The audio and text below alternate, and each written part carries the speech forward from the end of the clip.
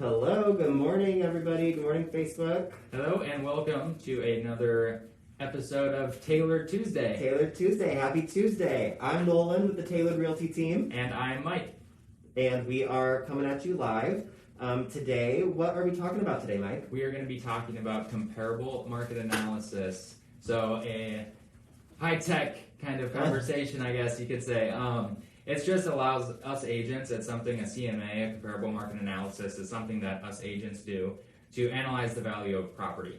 So there's a lot of different ways that people can go about analyzing property, and a lot of buyers who are kind of starting out go on Zillow, and they see a Zestimate, which is what Zillow is saying the value for property should be. But a CMA is much different, so we're going to get into that. But just to be clear, the reason why it's different is just because Zillow and their Zestimate doesn't compare apples to apples. So you're telling me the Zillow's estimate isn't always accurate, Mike? They can be, they definitely can be, but most of the time it's not an accurate representation of value.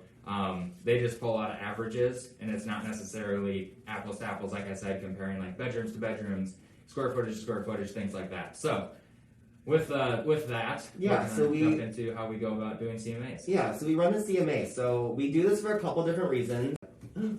Oh, I think we're back. Yeah. Running into some technical difficulties, so sound off in the comments if you can or cannot hear us. But so we do a CMA for a couple different reasons. One, we do it on the buy side for buyers to try to protect buyers and make sure that you're paying in the range of what the market can sustain for this property. What is this property worth on the market? You know, we certainly don't want buyers paying way too much for a property or way less than a property. Liz says she can hear us. Great. And for sellers, it's kind of the same thing. We don't want you to list your price way above what it's worth so that your home is going to sit on the market for months. The same way we don't want you to list your home for way less than it's worth, and you're not getting a great deal out of selling your home. So, we're trying to help determine that range of, what is your property worth to protect both buyers and sellers. And just to be clear, a CMA is not the same as an appraisal. So it's similar, but a CMA is something that we do on our end before you kind of purchase a house or even write an offer. Yeah. An appraisal is something that the bank will do once you have an accepted offer. The appraisal will go out and do comparables, do a similar thing, but really just give you a number and make sure that, they're lending you what the house is actually worth. Right, for sure. So, Mike, I talked about, we're trying to protect buyers and sellers. We are determining a price, but where do the buyers come in? Can buyers determine a price, or do we determine a price? How does this work for a home? Yeah, so although we do give you the range for what the value and the homes around are selling for, it really does come down to how much a buyer is willing to pay for a property. So say a house should really sell for $250,000 to $260,000 or something, but it's super updated, and then a buyer comes in, absolutely loves the place. Well, they may come up and say, okay, we'll pay cash. We want the house really bad. We'll pay $280,000, which would be $20,000 over what it should sell for. Right. So we have this range of, the CMA, what it should sell for, but if the buyer's willing to pay $280,000, then the home is worth $280,000.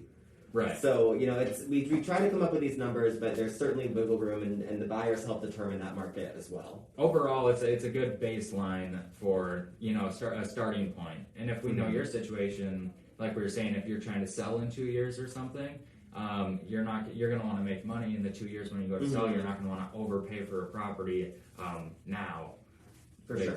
So that's why the range helps. And how do we come up with that? Exactly? Yeah, so how do we do a CMA? How do we come up with these numbers? So the first step is your realtor is going to talk with you, either if you're on the buy side or the sell side, about the property that we're looking at to determine a range of a value. So we're going to find other properties in the area that are of a similar age, style, etc. So we're looking at homes that are built around 10 years of the subject property. We're looking for homes that are the same style as a subject property. That one's pretty important. We're not going to try to compare a Rambler farmhouse to a 3-story Victorian.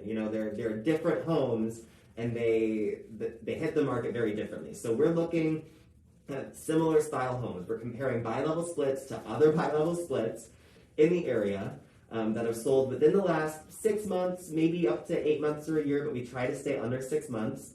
And are within, a quarter mile, half a mile of the subject property. So we're really trying to hone in on, okay, in this specific area or in this school district, homes that are the same size or similar style, same age, what do those sell for? So we're going to kind of come up with a handful of properties, maybe 5 or 6 properties, before we then take the next steps with those. Yeah, and once we do come up with a small group of homes that are comparable or similar to the subject property, which is the one you would want to be offering on, then really we kind of analyze it a little bit further. So we break it down. How many bedrooms does each of these comparable properties have? If they're not the same as the property you want to offer on, we'll make adjustments for that along with bedrooms, bathrooms, fireplaces, garage stalls, square footage, all of those things. We'll make adjustments to really ultimately come up with that final range. Yeah, because the goal is to kind of, as Mike was saying in the beginning, compare apples to apples. We're trying to get the homes as similar as possible that we're comparing it to so that we can really determine a range of what this property is worth. So we've come up with that range, but like we discussed earlier, sometimes houses sell outside that range. So like we said, sometimes a buyer is really interested in a property. We might have estimated that, the property market value is $250 to $270. Maybe there's a really motivated buyer who it's their dream home and they're ready to pay $300 cash, and they'll do it and they'll get the accepted offer.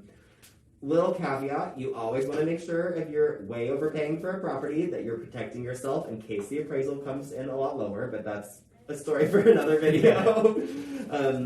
But the same thing can happen, in reverse. Let's say a property is priced above what the market value says it should be. If we come up with that range of $250 to $270 and a house comes on the market and the seller's listed at $290, it might sit on the market for a month or two and drop in incremental bits until eventually they're listed at $240 before they get an offer. So sometimes there are reasons that a house will sell outside of those parameters that we set in the CMA, but we use those as a pretty good guideline of this is what the property could be worth. Yeah, it's a good baseline. And then say a property the list price is right in that range where it should be. You can kind of determine then where you want to offer depending on how updated the house is. If it's super outdated, maybe you can go slightly less on that range or something. And of course, if there's other offers and things like that as well, then that always comes into play, and you'll have to talk with your agent about the best way to go about competing with other offers too. Yep, for sure. So we've kind of talked about all of that. Mike, we've learned quite a bit about CMAs today. What else did we learn? Yeah, so it's just really a way for us to run an analysis on a property, making sure that we're getting you all the information you need, protecting your money the best way possible, and hopefully getting you a good deal throughout that process. So yeah, CMA is just a way for us to analyze a property and make sure that you're really not overpaying for a place. Yeah, and helping you determine, the market value of a property before you either offer on it or before you decide to sell it. So if you have any questions or are thinking about either buying a new home or listing your current property and you want to know what it's worth, reach out to us. You can certainly comment below and we'll get in touch with you, or you can reach me. I'm Nolan at tailoredrealtyteam.com or Mike at tailoredrealty.com. Yeah, so reach out to us. Let us know in the comments if you have any questions. Otherwise, I think that about does it for today. Yeah. And we will see you all next week. Happy Tailored Tuesday. Thank you, everyone, for joining.